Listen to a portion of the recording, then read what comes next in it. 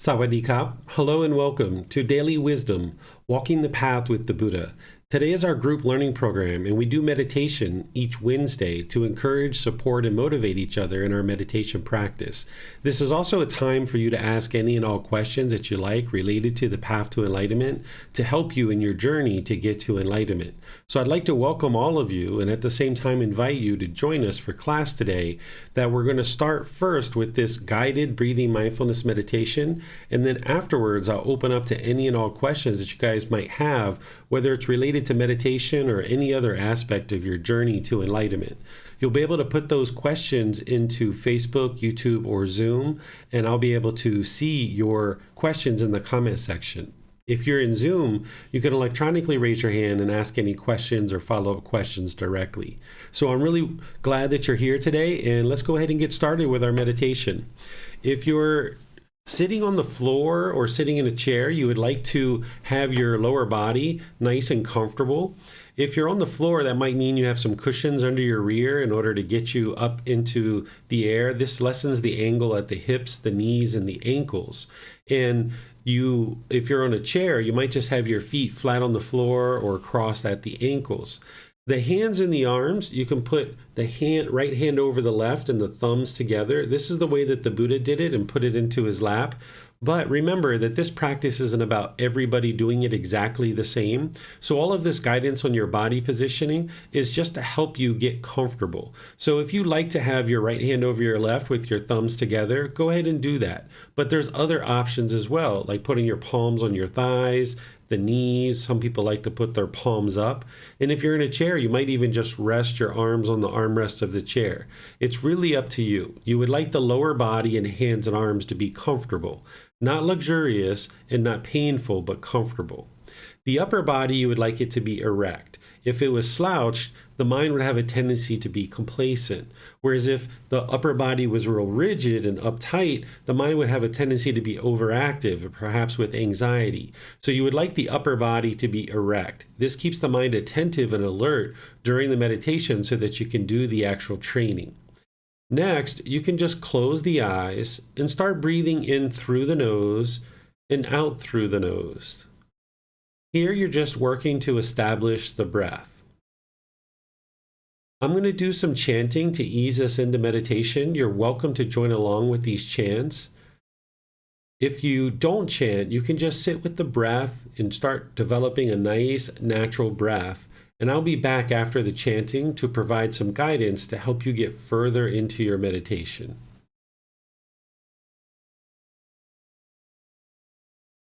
Arahang Samma Sambuddho Bhagava Bhutang Bhagavanang Abhivateyami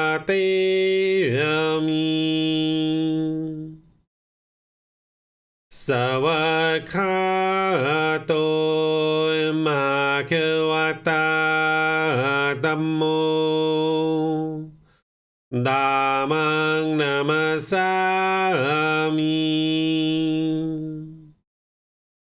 Supatipano Bhagavato Sāvaka Saṅkho Saṅghang Namami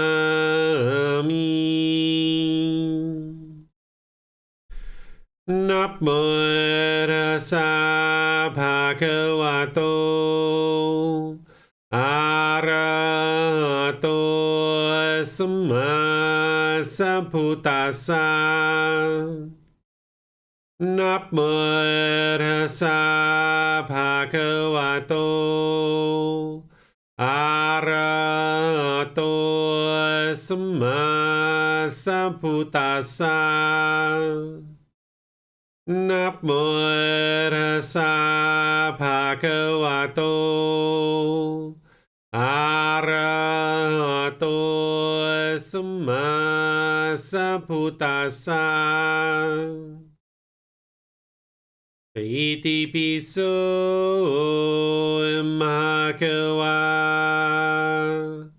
arahang สัมมาสัมพุทโธวิชาจารณังสัมมุโนสกขาโตโรกาวิโตอนุเตโรปุริสานามาสติสัตตาตาวามนุสนังโหโตภาควาติ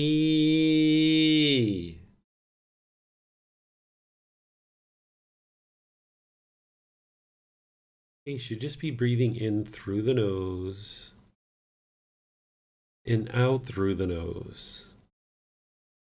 Here you're just looking to establish the breath.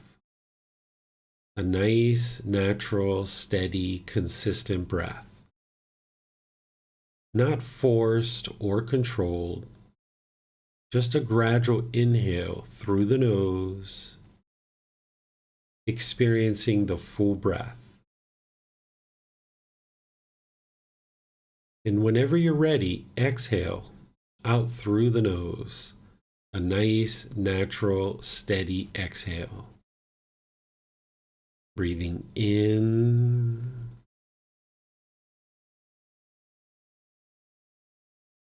and out. Breathing in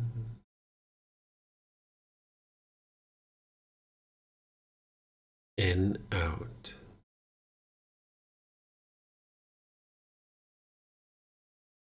You'd like to take a nice deep breath through the nose, establishing the breath.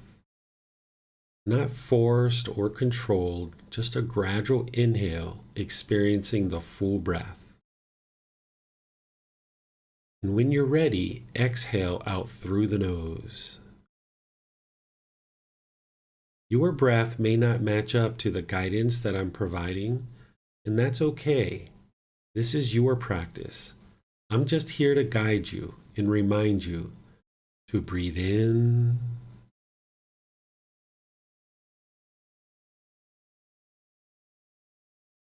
and out.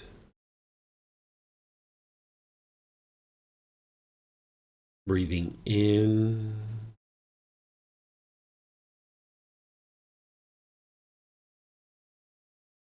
and out. Once the breath is established, start fixating the mind on the breath, either the sound of the breath coming into the nose or the sensation of air moving over the skin into the nose. The breath is the present moment. Fixate the mind on the breath, the present moment. Breathing in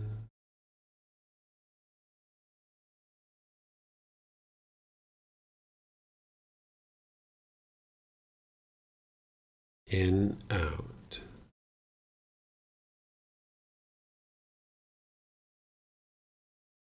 Breathing in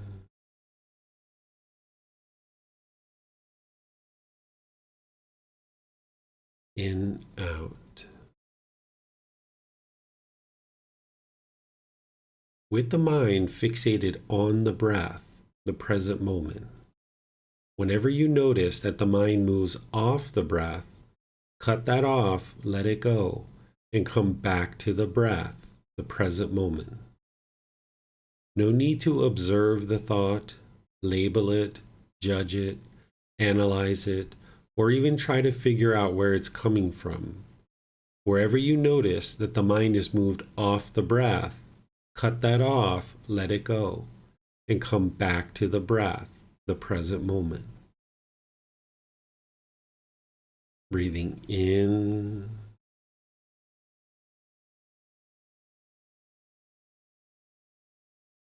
and out.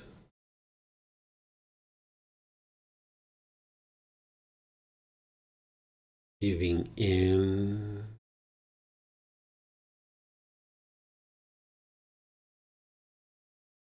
in, out. I'm going to be quiet now and let you do this work of focusing on the breath, cutting off and letting go anytime the mind moves off the breath. You have nowhere to go. There's nothing to do. No one needs you right now. This is your time to focus on the breath. Breathing in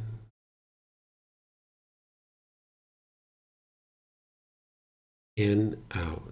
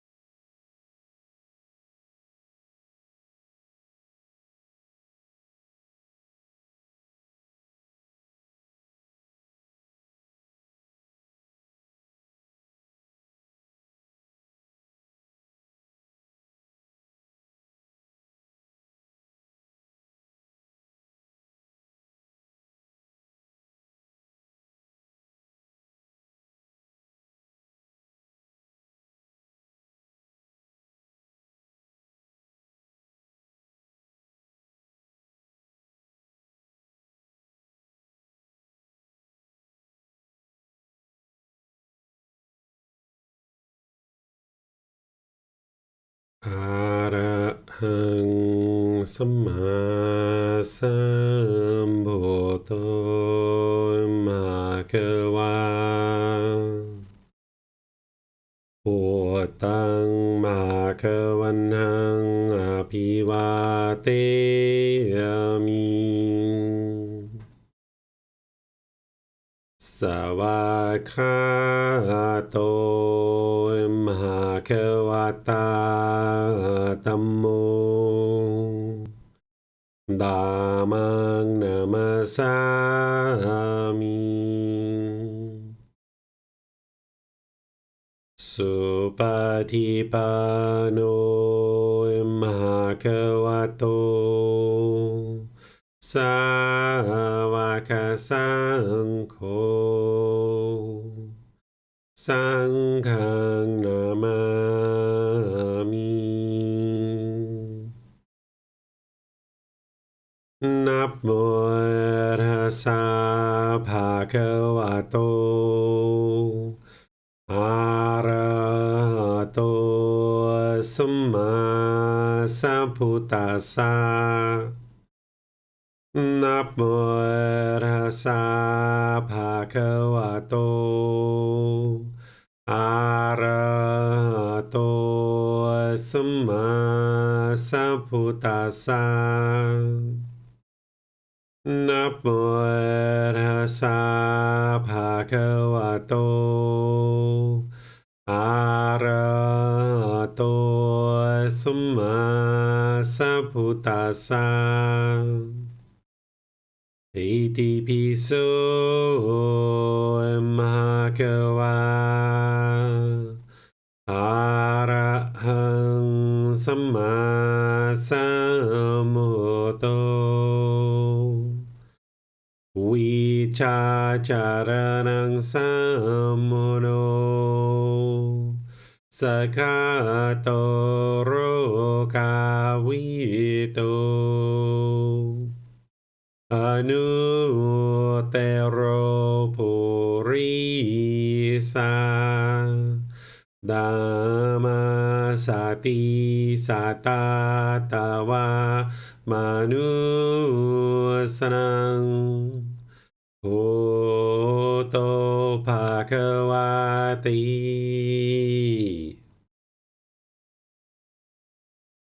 Right, if you guys would like to slowly make your way out of meditation, I'd like to once again welcome all of you guys, whether you joined us at the beginning of meditation or you've joined us since we started, welcome. And I would like to let you know that the way that I guide this particular class is we do a meditation at the very beginning, but then I open up to any and all questions that you guys might like to ask. You can put those into Facebook, YouTube, or Zoom, and I'll see those in the comment section.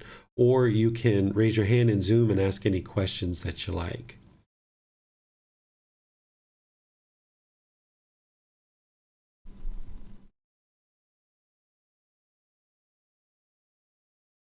Yeah, I'm not seeing any questions in Facebook or YouTube. Let's see. Okay, it looks like we're getting towards the end of our group learning program here. We only have about another 2 months before we restart from the very beginning. Oh, here we go. We got some questions in Zoom. So, okay, it looks like Christine, yours is first. Go ahead if you'd like to ask your questions. Hello, Teacher David. Thank you for this opportunity to ask. I have a question on pleasant feelings, or I'm not even sure if it's on pleasant feelings. I'm going to explain. So I noticed that I am a lot more mindful in general. If I have a beautiful environment, it kind of helps me to remind myself to not get lost in thoughts. It's like right now I'm living here in Thailand, and it helps me to just see the beauty of nature, to remember that I should not be in the future and I should not be in the past right now. I just should be here and actually enjoy this very moment. And I noticed the difference very strongly when I was back in Germany visiting my family, and there were different factors, but I also noticed that one factor for me to get lost in future planning or just thinking about all kinds of things would be a lot more happening because I was just inside all day, and there was basically nothing that would have been like that felt worse for me to actually stop thinking. And I'm pretty sure it should not be that way. But is it legitimate to use it in that way until I have built up the mindfulness so that it's always there? Right. If you're noticing a certain environment is really conducive to your practice of developing the mind towards enlightenment, the Buddha talks about this as being a place that you should stay. That if he talks about selecting a location to live, and he says that if you have a place that you're living where it's very challenging to acquire the basic needs to sustain your life, and you're not able to cultivate your mind, he says you should leave this location pretty much immediately, very, very soon, pretty much immediately. Then he says, if you have a place where it's easy to acquire the basic needs for sustaining your life, like food, water, clothing, things like this, shelter, but you're not able to cultivate your mind, he says you should leave this location at your next opportunity. And then he says, if you have a place where it's difficult to obtain the basic necessities to sustain your life, and it's straightforward to cultivate your mind, and you have the ability to cultivate your mind, he says, this is a place that you can stay at for a while, essentially. But then he says this fourth location, that where it's very easy to sustain your life and acquire the basic needs that you need, and you can cultivate your mind, he says you should stay at this place pretty much indefinitely, is what he talks about. So as you see various opportunities, whether it's in Germany or whether it's here in Thailand or maybe a certain place in Thailand or other places, if you find that place where it's easy to sustain your life and that you're able to cultivate your mind, this is the ideal place to live. Oftentimes we look for all these other erroneous things in order to say that this is where I would like to live or this is where I'd like to be. But if you understand the peace and the joy of the enlightened mind and what that is, and that this is the whole goal of to escape all of this discontentedness and escape this cycle of rebirth, then you can really prioritize is what do I really need? I need to sustain my life and make sure that it's straightforward and easy for me to do. And I need to cultivate my mind. I need to be at a place where it's conducive to me cultivating the mind. So having that established in your life and knowing where that is and being able to live in that location, that's ideal for you. And each person's going to be different. For me, here in Chiang Mai is perfect because the cost of sustaining our life is very low compared to where I used to live. And the ability to cultivate your mind here is substantial because there's so many millions of practitioners that are practicing these teachings. You have lots of people around you to be able to kind of model your practice after. So this was the ideal place for me, but everybody's going to have a different environment and different decision making. But oftentimes we look for so many other things that we just stack up these cravings or these expectations of what we want out of a place to live that we oftentimes get lost in the shuffle. But if you just look at what do I need to sustain my life and what do I need in order to cultivate my mind, and you find that's where the Buddha and I would suggest that you decide that that's where you would like to live. Thank you very much. I actually remember this class where you taught this. I just couldn't make the connection that this would actually be a positive thing. I always considered it a positive thing for me because it made me feel so much better to be more present. Mm-hmm. But then I kind of almost felt I should be able to be present no matter where I am. So it's really good to hear that I can use this as long as I need it, basically. Yes, ultimately, as your mind gets to enlightenment, you'll be able to be peaceful, calm, serene, and content with joy, no matter where you're at. The mind will be able to reside in the present moment firmly. But leading up to that, the mind is kind of shaky, in the unenlightened state. It's got all these different pollutions and it's kind of shaky. So the way that I describe it is it's like that piece of steel that you've heard me talk about, that there's a piece of wood on the ground or on the table, and you take this piece of steel and you grind it back and forth and grow it back and forth. And as you first start grinding, man, that steel can pop out so easily. But as you get going with this back and forth and you do it enough, the groove in the wood gets so deep that the steel won't pop out. Or if it does pop out, it's very hard to pop out. And when it does pop out, you notice it right away and you can easily bring it back. So the unenlightened mind is that way, that you'd like to get it into a groove. And if there's a certain place that provides basic necessities and that's easy for you to sustain your life, and you're able to cultivate your mind in that place, then cultivate your mind really well in that place. And then that's like the steel getting deeper and deeper and deeper into the groove. And then as you're nearing closer and closer to enlightenment, you're going to need to travel. You're going to need to move around and kind of put the mind in some different experiences, because if you live in this little bubble, that's not enlightenment. You might feel pretty enlightened when you live in this little bubble, but as you get closer to enlightenment and you start noticing you're getting 3 months without any discontentedness and 6 months without any discontentedness, this is the time to start moving the mind around in different environments so that now you can flush out any residual cravings, desires, attachments that may exist that are just maybe not getting triggered when you're in your little bubble. So you'd like to get outside of that, but getting to that point is really helpful. So that's why you'd like to get that groove in the mind. So if you bounce around too quick and moving around too frequently, then you never really get a chance to get into that groove and really establish your practice. But ultimately, you will be able to go anywhere, anytime.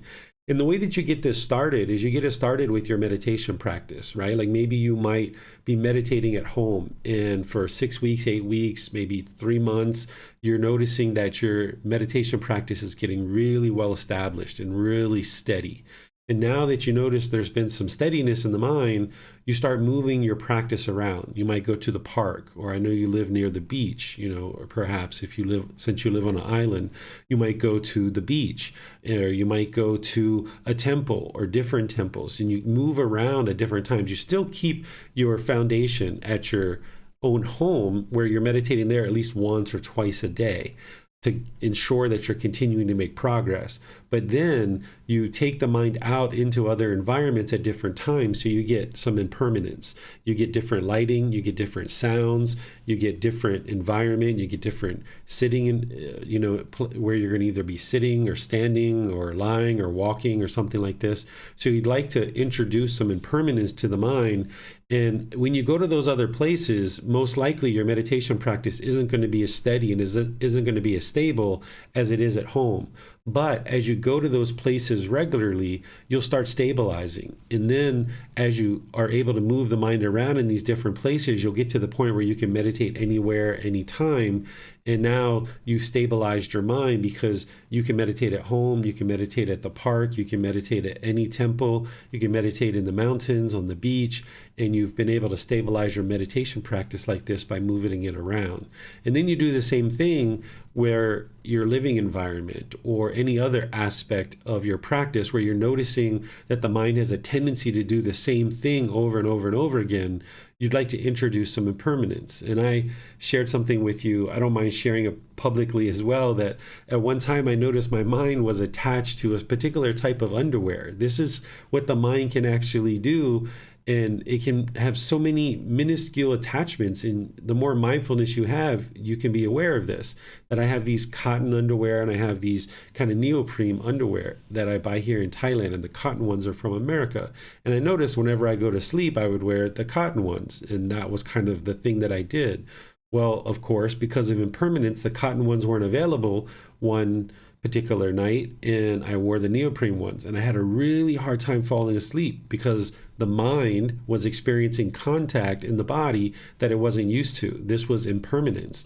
So then I had a really difficult time sleeping, and I had to, work through this and get to the point where I could sleep with any particular underwear, no matter what the fabric. So as you observe that the mind is trying to hold on to foods or fabrics or relationships or a certain rigid schedule in your day, certain place to meditate, any of these kind of things, you'd like to get established so that you can observe what's going on in your practice and then start introducing some impermanence so the mind can no longer hold on to it. And this is where things get shaken up in your practice a little bit. And that's okay, because if you kept holding on to things, like if I kept trying to ensure that those cotton underwear were always available, they're not always going to be available if I'm just holding on to the cotton underwear. So I needed to introduce this so that no matter where I go, what I do, the mind's liberated from this. And then what you'll notice is as you're getting rid of each one of these cravings, desires, attachments, you're going to get more focus in the mind, more concentration, more clarity, deeper memory. Because when the mind is burdened with any kind of cravings, as silly as some of these are, then it's polluted and it's burdened with that and it's not functioning optimally. So as you're letting go of these cravings, the mind will start functioning more optimally, and you'll see that concentration, clarity, deep memory, and the focus will come in. And now this will benefit you in all parts of your life. Thank you very much. This is really clear the way you explained it. If there is no other question, I would actually like to ask another question, but if there is another one, let's take them first. Sure. And one thing I would like to say on this topic too, Christine, is it's like a methodology. If you've ever been in business or you've ever done kind of system planning or something like this, usually you have certain best practices or certain methodologies or a certain process that you follow in business. Well, once you learn how to observe your cravings and identify them, and then start putting together a plan and introducing some impermanence, and you get success with this on a few of your cravings, it's a matter of just repeating this process over and over and over again, where you observe your cravings because discontentedness is there to show you what your cravings are. You notice those with mindfulness, you start to identify them and build that skill to identify them. Then you put a plan together in order to introduce some impermanence. And then when you see your mind's liberated from that craving, you just repeat this over and over and over again with all the different individual cravings that you notice as you're going through your day. And you start plucking these away and you start shedding them off like the layers of an onion. And eventually you get to the core of the onion and it's empty, right? It's the same thing with the mind. As you peel this away, eventually you get to nothingness or emptiness in the mind, where the mind has been completely liberated of its pollutions. And you just apply this same methodology over and over and over again. So it looks like Kimberly has her hand up. Oh, Christine, did you have a follow-up question or something that you would like to say there? Thank you. First of all, I want to thank you because just introducing the impermanence whenever there is a craving, desire, attachment, I think there was the missing piece of the puzzle for me to really see the whole process clearly lined up. So thank you for that. And then, no, my question is not really a follow-up question. So let's take the other question first. Sure, sounds good. That's very polite of you. So Kimberly, if you'd like to go ahead with your question. Yes, hello, David. And thank you, Christine. My question is, the chant that we open Wednesday with, is there somewhere where we can view that and learn it so that we can participate with you? Absolutely. So there's a few places. You can look in Volume 1, Chapter 11. It's in there. It's also on the website. If you go to free books, it has all the resources there, not just books, but towards the bottom, there's a one page front and back that you can print out and have available in your meditation area. So those are two places you can see it printed, in the translations as well. So it has the Pali in the English translations. Then if you look on the podcast and or the YouTube channel, I have recordings where I've just recorded the chanting. It's like a 2.5 minute chant. It's just me chanting and that's it.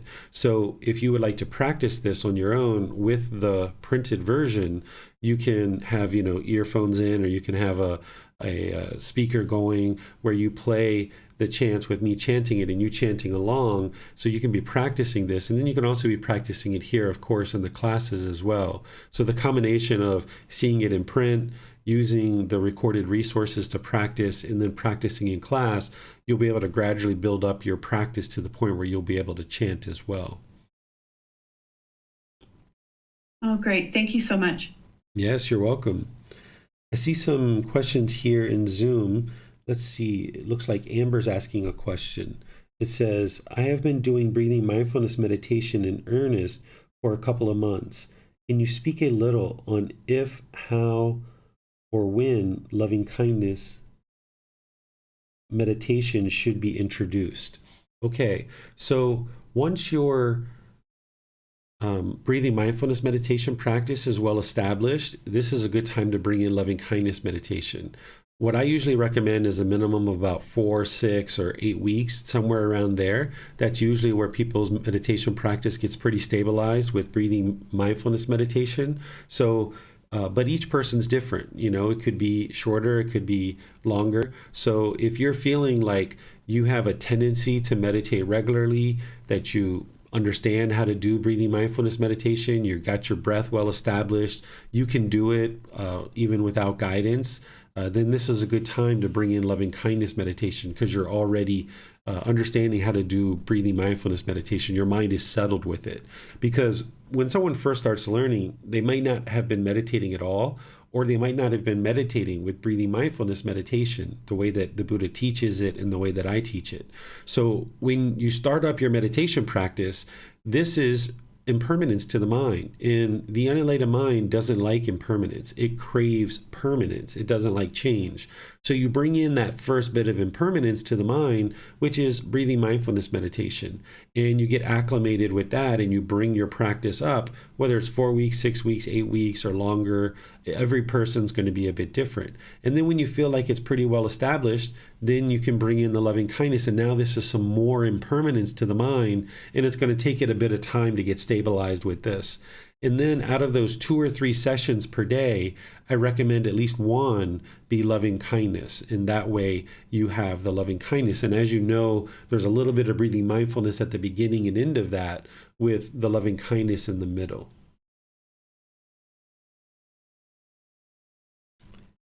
All right, so let's see what else we've got here. Thank you, Max, for sharing all of those links. That's very nice of you. Okay, you're welcome, Amber. Let me see if we have any on YouTube or Facebook. Looks like YouTube, we have a question with Bruce. Do you have any advice for people who are learning the Buddhist teachings but have a spouse who is not interested in learning the teachings? Interrupting during meditation and reading happens a lot. Okay, so you're going to be interrupted sometimes, Bruce, during meditation and reading, right? Because that's impermanence. If you're noticing any kind of irritation or annoyance or anything like that, that's the mind craving to study, craving to be meditating. So you need to get to the point where you're not getting discontent during that time frame. But then also, it does help that if you're noticing that there's frequent interruptions, that you can do things to kind of let people know that you're meditating. And the way that you do that is, if you're meditating and people keep interrupting you, whether it's your spouse or children or what have you, and it's just like, insignificant things, don't break from your meditation. Maybe you have broken from your meditation a few times and you've checked in with what they have and it's insignificant.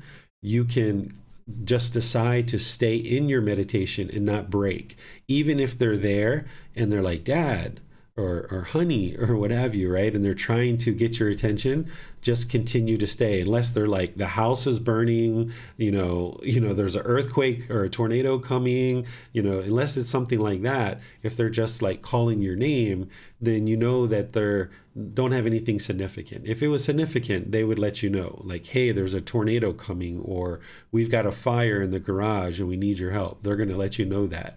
But otherwise, if it's very insignificant, which it most likely will be, just stay in your meditation. This is really good to train your mind to be able to stay focused on the breath, even though people are coming in and asking you things. Eventually, what will happen is they will learn themselves that when dad's meditating or when my partner's meditating, he's not going to break from his meditation. So it doesn't even make sense for me to go in there and, try to get his attention. So that's one of the things that you can do. You can even let your family know as a heads up if you'd like prior to that, or you can just do it, right? You can just do it and they'll just gradually come to the wisdom on their own. Or you can let them know, like, hey guys, by the way, just to let you know, when I'm meditating, if it's not something urgent, like the house is burning or there's a tornado coming, I'm not going to break from my meditation. I know that you guys come in and you have different things that you're asking for, but I'm not going to break from my meditation. It's really important for me to stay in my meditation. Now, if you do that, that's, kind of telling people what you're doing, a little bit of, maybe putting your expectations out there. You're not necessarily interested in that. So that's why I suggest the first one. And actually, the first one is better for your training, because as you're focused on your breath and people are coming in, these are really helping you, because as you hear the door, as they're speaking to you, you've got to get to the point where you let go and you maintain your practice of focusing on the breath. And same thing with reading. You might decide to go to your partner and say, hey, I'm going to go read now. I'm going to need 30 minutes, or I need however minute time. If you guys have something important, can we go ahead and talk about that now? Is there anything that we can discuss? And then, you discuss whatever you need to discuss, and then say, all right, guys, we'll see you later. I'm going to go read now. People start realizing that you're creating this space for yourself without trying to dictate to them, okay, when I'm reading, do not come in and bother me, right? This is like setting down rules, where instead you can be proactive with it and just let them know that you're going to go read. Is there anything that you can do for them? Is there any thing that they need your attention for? And then when they're like, nope, we don't need you, okay, boom, you let them know that you're going to go read. And then this creates a bit more space for you. And then more and more you won't have to do that, because they just get used to you going off into somewhere to read, because you've kind of been proactive with it for a few times this way. In terms of other things, these are the two examples that you gave, but in terms of having a partner that isn't practicing, there's surely things that you can learn and understand about how to practice with a partner that isn't practicing. And I taught a class on this during our retreat series. It's on YouTube, and you should be able to find it there, that you're practicing in a world of the unknowing. That's what the title of that class is. Understanding how to develop your practice with people who aren't on the path to enlightenment. So if you can't find that, you can let me know, or I have a feeling Max might jump into YouTube and find it for you. But it's right there on a playlist in YouTube, and you should be able to find it there. Because there's more than just a few things that you need to be aware of. There's multiple things that you need to be aware of if you're going to be in a relationship as a life partner with someone who's not practicing these teachings, because they're going to be thinking about the world completely different than you. They're going to be processing the world completely different to you. When they get angry or frustrated or irritated, they're going to be interested in blaming other people. They're not going to understand right view. They might even blame you. When you're practicing true love without attachment, then if they're viewing love as holding on, and that when you go away or when they go away, that you should miss them, but you don't miss them, and your wife might call you up and say, honey, have you missed me since you've been away? And you're like, no, I haven't.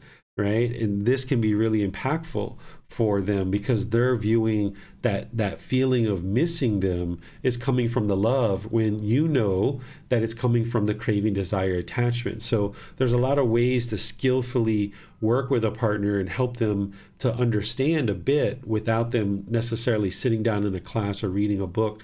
There's skillful ways to help them understand a bit of the Four Noble Truths and love without attachment and these kinds of things. So as you develop your wisdom about the path, you can then more skillfully help your partner without them necessarily even realizing what you're doing. So I suggest that you take a look at that recorded class, and then as you have questions or you have specific situations that you're challenged with in your relationship, you can reach out to me and get personal guidance, and I will help you with very specific situations. But if you take in the recorded content first, then we can go from there, and that'll give us a better foundation in which to build off of. All right, so thank you for all those questions. It looks like it's back to you, Christine. If you guys don't have any more questions, actually, hold on one second here. We've got one on Facebook. Sorry about that, Christine. During the meditation, my head feels tight and heavy. Is this normal? This can happen occasionally. So as you're training the mind, there's effect to the brain. The brain and the mind are two different things.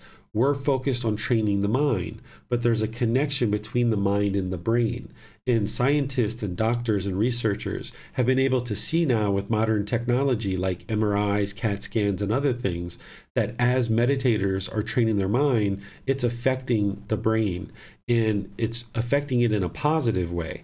There's physical changes that are happening to the brain. So this is very normal. And if this is occurring, this is actually a very good sign that you're meditating in a proper method and that there's starting to be effects to the brain. Eventually, you'll get over these effects because they're not permanent. You can experience what you're experiencing, which is you mentioning tightening and heaviness of the head. You can also experience where it feels like your head is expanding and getting bigger and bigger and bigger. Some people describe it like an elephant's head. I even heard certain changes happening in the brain. I heard like at different times as I was meditating. So there's all these different things that you can experience. You can even experience different colors and different visual things, even though your eyes are closed. So as these are occurring, just know that they're normal and continue to meditate and continue to do what you're doing because it's working. So if you're doing the meditation the way that the Buddha taught, which is what I'm teaching you, this can have a profound effect on the mind.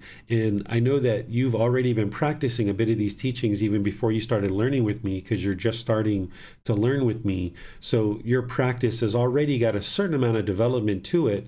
And now that you're starting to get the true teachings of the Buddha from the words of the Buddha, now you're going to notice even more significant improvements as you're meditating and practicing all the other teachings based on the original words of the Buddha.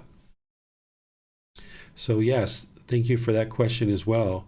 So Christine, if you would like to go forward with your question, looks like we have all the ones currently from YouTube and Facebook, and I'll check with those again after Christine's questions.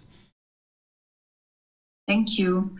So I have a question on hobbies. I think this question is as old as I am, because I used to be like almost like a workaholic. I really used to love to work, and I think that was one of the huge cravings that I managed to let go. And I filled my life with a lot more hobbies. Like I started painting again, and I started dancing, and I in general have a lot more free time. But my mind, and I'm not sure if this is still a sign of my addiction to work, is often just thinking, well, it should not make a difference in how I feel if I'm actually painting or doing something creative, or if I'm working. And then my mind is kind of going in the direction, it should not make a difference in how I feel at all, what I'm actually doing. But it does. It does make a huge difference if I insert some social contact, or if I insert some creative hobbies into my day, or if I'm just behind my laptop all day. But I'm pretty sure it is not normal, but I cannot grasp it, why it is like that. Are you meaning that you're enjoying some activities more than others, or what do you mean that you're noticing a difference in the mind?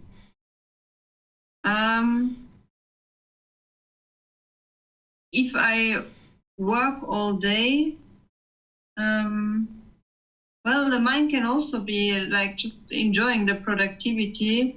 But overall, if I do this for longer stretches of time, which I don't do anymore, the mind becomes discontent. rather quickly. And whereas if I have a balance of creative things and social life and work, I have a lot more stability in my mind. And I just would like to understand, why is that? Why can it make a difference to the mind what I'm actually doing? I mean, ultimately should not make a difference, right? Yeah, so what sounds like it's going on is that when you're working an extensive amount of hours, there's craving, desire, attachment there that's leading to discontentedness. The mind's not in the middle. You're not practicing the middle way. But when you start balancing out your life with a bit of work and these other creative activities and hobbies, your mind is more in the middle. And now that's why you're experiencing improved results there. And that's there to show you where the middle is. When you get to the middle, you'll feel the peace, you'll feel the joy, you'll feel like your life is balanced. When you're complacent, and if you're maybe just sitting around doing nothing, your mind's going to be dull and lethargic. But if you're craving things and you're chasing after things, this is where you're going to also experience discontentedness, because the mind is just chasing, and it can only be happy when it gets what it wants. It's only when you start moving to the middle that you'll notice this peace and joy and this enjoyment of life. It almost feels like the sun has risen up. It almost feels like a flower has bloomed. It feels like you're stepping into the sunlight, and wow, life is so fulfilling and so satisfying. And you just need to figure out how to continue to keep your life balanced on a day-by-day basis, where you're not just engrossing yourself in work and just nose to the grindstone, but you're also not complacent either. Whereas if you do need to go through certain periods of more work, just be sure to balance it out. That maybe you work 2 or 3 hours, and then maybe you take a little bit of a break, and then you work another 2 or 3 hours, and you take a bit of a break. So when you get to the middle, you'll feel that peace and that joy that comes into the mind, because you're not pursuing things with craving, desire, attachment. In fact, if you're ever sitting down in doing some work, like say on a computer, or I don't know 100% of what you're doing in your work, but if you're noticing that the mind is craving and longing, like, gosh, I just got to push through this. I got to get it done. That's the mind craving, and you shouldn't allow it to do that. You're trying to rewire the mind. The mind is wired to push. That's the craving, desire, attachment. And where you see the mind doing that, you would like to get up and go take a little walk, or go in the bathroom and like wash your hands, or get a drink. Just break that pulling that the mind's doing, or the yearning and longing. You'd like to break that cycle where you no longer let the mind fire that way, that you're rewiring the mind, that where you see it wanting to long and yearn, you're restraining it and taking it back and pulling it back and saying, no, I'm not going to let you do this. Even if you just get up for 3 minutes and walk around and then come back and sit back down with more composure, where you're not allowing the mind to push. This is really good, because when the mind's firing like that and it's in that state of craving, you would like to revert that. You would like to not allow the mind to continue on that in that direction. You'd like to shake that up, and sometimes just getting up and going to the bathroom to wash your hands, or getting a little sip of water, or going outside and taking a couple breaths of fresh air is all you need to then sit back down and allow the mind to now not crave, and take it a more consistent approach. And you're probably going to need to do that multiple times before the mind just stops craving in these types of situations, because what you're doing is you're trying to train the mind. You're trying to re-educate the mind so that it can learn how to work without craving, right? Because you're going to need to work at different times, and you're going to need to apply your effort to various projects. But where you see the mind pushing, you're like, no, I need to re-educate you here. I need to teach you how to consistently and peacefully and with calmness and composure work through a particular project or assignment without this craving, desire, attachment. Yeah, thank you. This is exactly what I'm doing, and it took me a long time, but I don't have this craving anymore now. I'm really glad that I don't. I was just, I think I'm mostly wondering, why do I even need all these hobbies? But apparently I need them to balance it out. So even if even an enlightened being would still have hobbies and pursue them just out of interest, right? Yeah, I think that most people do. For me, I spend a significant amount of time sharing these teachings, of course. But then, I enjoy spending time with my son, with my wife. That's kind of like what I do if I'm not helping all of you in some way, whether it's in Facebook or at the temple or making a YouTube video or something like this. I'm usually spending time with my family.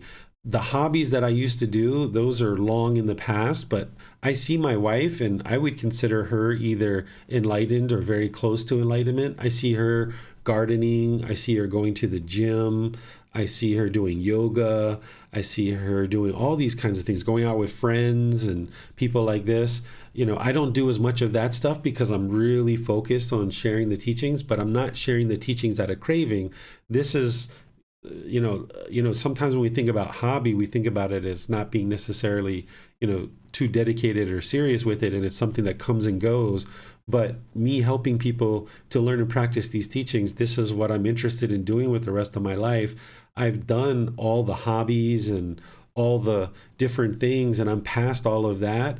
But there's no harm in having hobbies. It's just that I prioritize my time to dedicate to helping people learn and practice these teachings, where other enlightened beings are not necessarily sharing these teachings as a teacher. They might be, doing things like my wife. She's a massage therapist. She gardens. She's a mom. She reads herself, investigates the teachings. She exercises. She does yoga. She spends time with friends. All these different things. So you can certainly have hobbies and be enlightened, but you might notice that these hobbies will come and go. If you have a certain craving to do a hobby, you might do that for a period of time and then realize, like, yeah, I'm not interested in that one anymore. I'm going to do this one over here. So you might notice that these come and go. Sometimes we feel like when we have a hobby, we need to stay dedicated to it for the rest of our life, where that would be permanent. So if you notice that you have things that come and go in and out of your life, this is completely normal, and don't feel like you have to hold on to any one particular thing. And one of the beautiful things about living in Thailand that you may be aware of or you may not be is that Thailand has a very big, I would say, they're really well set up for people to extinguish cravings. So for example, like you can rent a piano in Thailand for like $30 a month. They'll come and deliver it to your house, set it up for you, and then it's there, right? And then when you're done, you just call them up and say, hey, come pick up your piano. I'm done with it, right? So you don't have to go out and buy it. Or if you are interested in rollerblading, you can just go somewhere and they have all the supplies there. You just rent it and then you rollerblade for a while and then you give them back. Or any other number of things, whether it's a musical instrument or painting or any number of things. Thailand is set up really well for this, where when I lived in America, if you would like to do these kinds of things, you have to purchase. So it takes a lot of time to build up the resources. Then you have to purchase it. And then you feel like, gosh, I spent all this money on it. I better do it for a really long time. And then if you give it up, you kind of maybe feel a bit guilty or shameful that you've spent the money and then you've now sold this new thing for such a low price. Where here in Thailand, you can just rent things so easily and use it for 2 or 3, 4, 5 months. And then when you're done, maybe it was a craving, maybe it wasn't. If it was a craving, you can just give it back.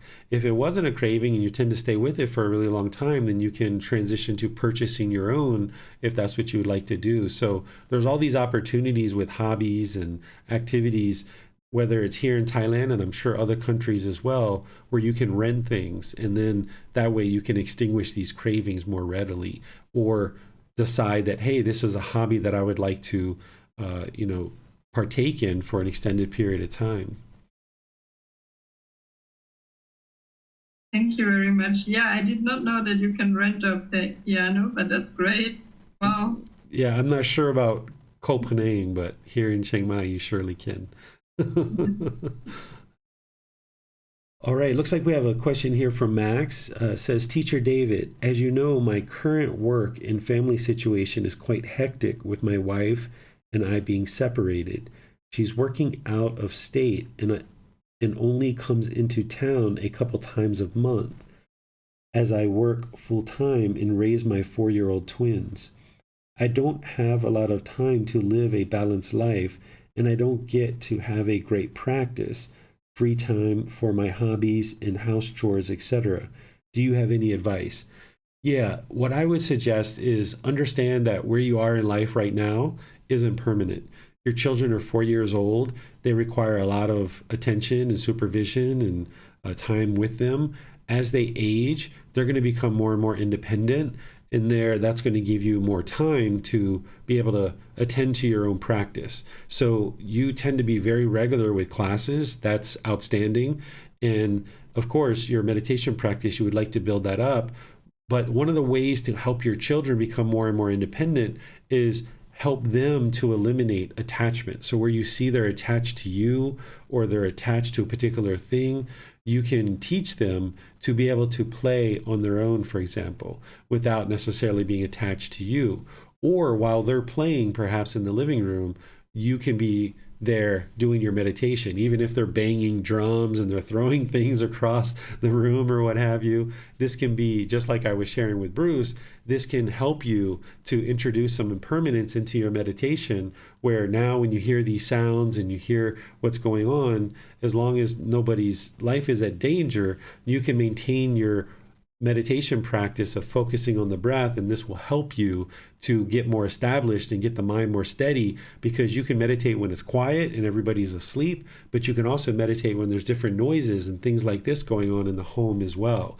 And this will be really helpful for your meditation practice. So don't feel like your children have to be absolutely still and quiet and sleeping for you to meditate, because by that time you're probably pretty tired and you're ready to just relax and get some rest. So sometimes while they're playing, you can be there meditating as well. And then as they age and you help them get rid of attachments, you'll start getting more and more time. By the time they're 6 and 8 and so forth, they're going to start being a bit more independent, and you can teach them to do that, and then you'll get more time for yourself. So just understand where you're at now isn't permanent, and where you can get time to meditate and read and learn and things like this, you'll take it. But then, of course, you know that certain things you're going to need to attend to your children. And same thing with hobbies and activities and stuff. I think this is how I shed a lot of my hobbies and activities, because when my son came along, all of that stuff kind of went by the wayside. So as you decide that maybe you don't need to prioritize hobbies and activities right now, maybe your priority is raising your children. And then perhaps as they age, you might decide to get back into other hobbies. But for right now, maybe this is where you're at, and you just need to really focus on guiding your children and helping them in life. And you're maybe putting some of your hobbies on the side. But I do notice through your Facebook that you tend to take your children with you to purchase motorcycles and things like this. And I imagine they're enjoying that and learning from that. So involving them in some of this stuff too can be another way that you can be spending time with your family and also attending to your practice. And then also remember that your practice is more than just meditation. It's all those steps, because meditation is one step. So that when you're out there purchasing a new motorcycle and you're working on right intention, right speech, right action, and you've purified your livelihood, perhaps you are practicing the teachings even when you're out there doing that. Or when your children are in the car with you and maybe they're talking back and forth and a little bit loud, and you're driving down the street, and you might speak up and say, excuse me, could you guys, just quiet down a bit? Dad's driving. I need to focus on driving. And you're doing this very calm and very patiently. This is part of your practice as well, where maybe at other times in your life, you might have been a bit more aggressive or a little bit more bitter, where now you're starting to learn how to not do that. So look at your practice as being all encompassing rather than just meditation by itself. That even when you go out to 7-Eleven and you're making a purchase at a cashier, this is part of your practice. You're smiling, you're saying hello, you're saying thank you, you're showing appreciation. When you go to a restaurant and you're ordering food and maybe you leave a tip, this is part of your practice too. This is your generosity. So at all points in your day, you're practicing the teachings. Every breath, every moment. It's not just meditation by itself. All right, you're welcome, Max. So let me circle back through here on some of our other platforms. I'm sorry I don't know how to pronounce your name, my Ole. I think this is a Lao or Cambodian name. I'm not sure how to pronounce your name, but you're welcome. Very pleased to help you. All right, so it looks like we've got all of our questions answered from the live streaming platforms as well as Zoom. So, Christine, I see your hands up. Was that just left over from before? Well, only if we still have time. I've had a small question left. Sure, you can ask as many questions as you like. Thank you. So I started practicing generosity with money as we discussed it by just giving the little tip. And I noticed it's actually easy to do, but what is coming up is that I know that when we're practicing generosity, we should be peaceful and content before we give, while we give, and after we give. But actually what is coming up for me that after I have given is that I feel guilty that I didn't give more. Okay, so this is where you just need to be observant of where you are in your practice, that based on what money you have available and based on the amount of giving that you're able to give, that this is what you're able to give. If you truly feel like you could give more and you're holding back, then okay, then maybe you need to perhaps increase your generosity in these situations a bit more. But one of the things that we talked about is, in order to break through that wall where you're finding it hard to practice generosity, is to give small amounts more frequently, so that you're maybe putting a quarter or 50 cents or $1, and here in Thailand, of course, 5 baht, 10 baht, 20 baht, rather than where maybe you would give larger amounts. So you should look at your totality of your generosity, that it's money. That's something that you need to be willing to give and share, but there's also your time, your effort, your energy, and other resources as well. So you can look at your practice of generosity as being all-encompassing in multiple things. So if you're finding that you are feeling guilty for the amount that you're giving in certain situations, then even continue to do this and get to the point where while you're giving, that guilt is going to arise. So cut off the craving. Try to find it as a bodily sensation. Try to be aware of that bodily sensation and cut it off, because there's some craving there. Maybe you're craving to give more, or maybe you really can give more and you're just not, perhaps. This is something that you have to evaluate for yourself. But you need to be able to put the mind in that situation multiple times and get it to the point where you're observing the bodily sensation associated with the craving, desire, attachment, and the discontentedness that is arising, and cut it off as a bodily sensation so the mind doesn't experience the guilt. Thank you very much. Yeah, I will have to investigate what's truly going on there. Mm-hmm. Thank you for pointing out the directions which it could be going, so that I can see what's happening there. Yes, you're welcome. Whenever there's discontentedness, it's always going to be craving, desire, attachment. And guilt is a form of discontentedness. So if there's craving, desire, attachment, there's going to be a discontentedness that arises. And if discontentedness is arising as a feeling in the mind, there is a bodily sensation that is occurring that you may or may not be aware of. It's definitely occurring, but the mind just might not be aware of it. So the more that you slow the mind down as part of breathing mindfulness meditation, the amount of time that you'll have access to that bodily sensation arising will get longer and longer. It'll elongate. I've seen these bodily sensations when I first started, they were very quick and very rapid. But of course, even when I first started, I wasn't even aware of them. But then they were very quick and very rapid. And then as you slow the mind down, they elongate, 5 seconds, 8 seconds, 10 seconds, and then boom, it becomes a feeling in the mind. So as you accumulate your benefits of breathing mindfulness meditation, should start noticing that you're more aware of the bodily sensations and that they get elongated for longer periods of time, which gives you more opportunity to cut them off and let them go.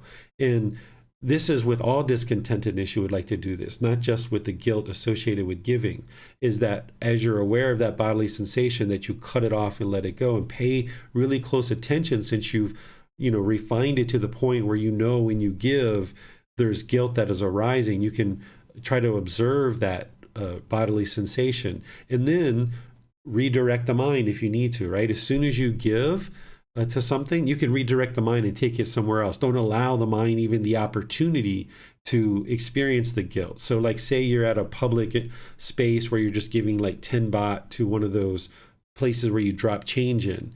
And if you're noticing guilt there, just drop the change and then immediately redirect your mind somewhere else. Don't allow yourself to sit there and look and dwell on the fact that you only gave 10 baht. Redirect the mind right away to something else and move on to the next thing. This trains the mind that you're giving the money and you're letting it go. And now you're moving on to something else and having let go of what it is that you're giving. Thank you very much. Yeah, I'm stunned with how often I ask apparently the same question and you point me to the same thing again, and it just takes a long time to really sink into the mind that this is what I need to be doing, like in really every situation. But eventually it's gonna stick. Thank you for the patience.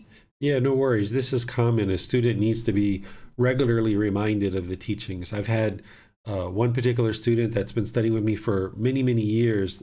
I'm sure they've asked this one particular question at least 10 to 15 times because they just needed it. And rather than, letting them know, like, you asked that question last week, you're asking it again. I just answer the question every single time.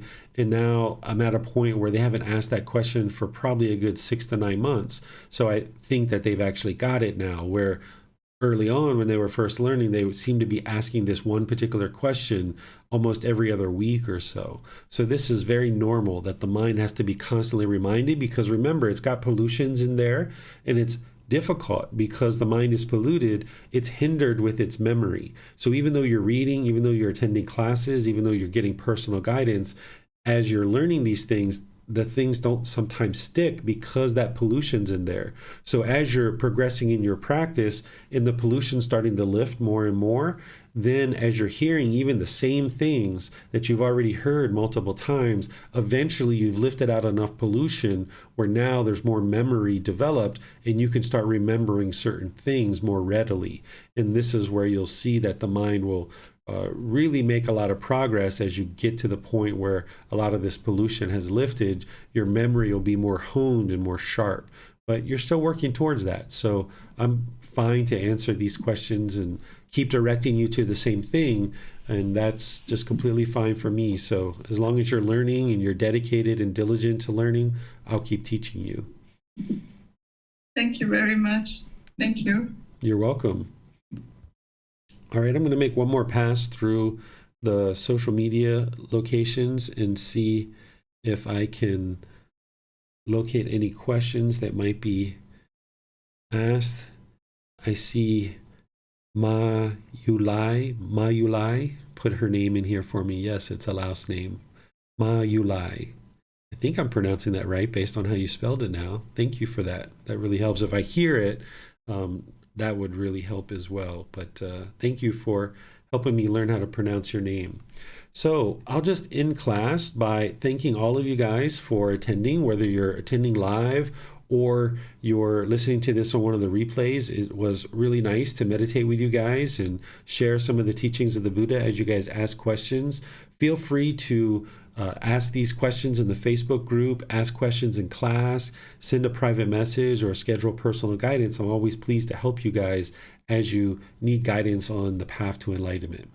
The next class that we're going to be teaching in the group learning program is chapter 19, which is this Sunday. It's titled The Difficult Human Existence, Sickness, Aging, and Death. This is where you're going to learn a bit about the life story of Gautama Buddha and these very challenging experiences that human beings have, which is sickness, aging, and death. These are ultimately motivators that helped the Buddha, who wasn't a Buddha yet, but helped motivate him to actually move to enlightenment. But also there are certain challenges that the human mind experiences when we're going through sickness, aging, and death. So not only am I going to share with you the life story of Gautama Buddha and help you understand a bit of that, because there's certain lessons that you can learn for your practice based on what he experienced during his life. But then also we're going to be talking about sickness, aging, and death so that you can understand better how to practice during these important times, because you can be generating unwholesome karma during the times when you're sick or you're aging or near death. And what you would like to do is extinguish unwholesome karma. So during these challenging times, if you're producing unwholesome karma, it will create more challenges for you to get to enlightenment. So it's important that you understand those big events of sickness, aging, and death so that you can be sure you're only generating wholesome karma during those times. And then, of course, next Wednesday, we'll be doing loving kindness meditation together. And as I was mentioning before we started answering questions, is the group learning program is going to be restarting from the very beginning in about 2 months. We're going to be restarting on the 13th of August. So if you've either joined us midway through or somewhere here at the end, or you're just learning about this group learning program, no worries. You can continue to learn here at the end of this group learning program. And we're going to be restarting all the way from the beginning, starting on the 13th of August, which is 2 months from now. And some students might decide to continue and repeat the group learning program. Other people might be starting it for the very first time. Or you might decide to also add in or move to the Pali Canon and English study group, which is taught on Saturdays. So those are all options, and we'll talk about those in more detail as we get closer to the end of this group learning program. And if you have friends or family that are interested in learning, this might be a good time to give them a heads up that our group learning program is restarting on the 13th of August, and it would be an ideal time for them to start with us as well. So thank you all for joining for today's class, and we'll see you guys in one of these future classes. Have a very wonderful and lovely rest of your day. Sawadee khap.